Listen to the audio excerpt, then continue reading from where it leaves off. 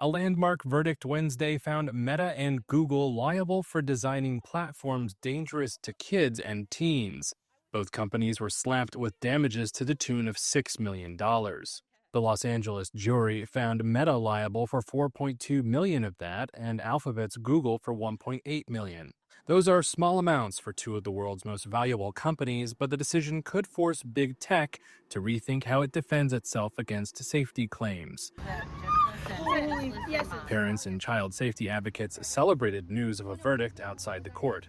This is the beginning of the tides turning on big tech for sure.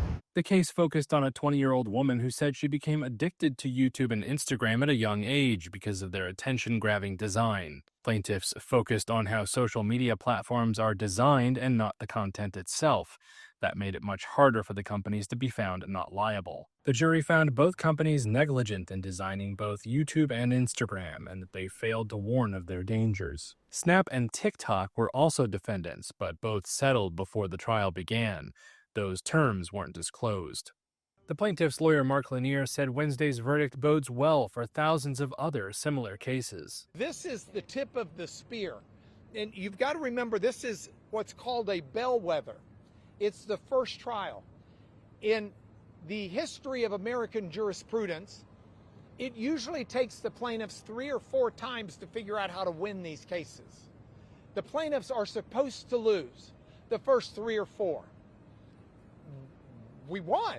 Meta spokesperson Ashley Nicole Davis gave a statement outside the court. We respectfully disagree with the verdict and will appeal. Teen mental health is profoundly complex and cannot be linked to a single app.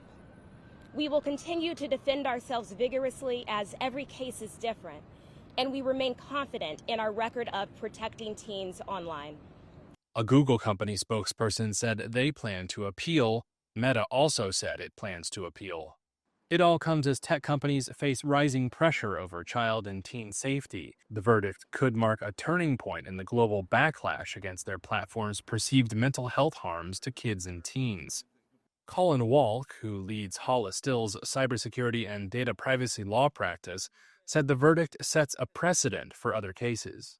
I think it's been a long time coming because it's not as though any of the facts that came out at trial were particularly surprising to the general public.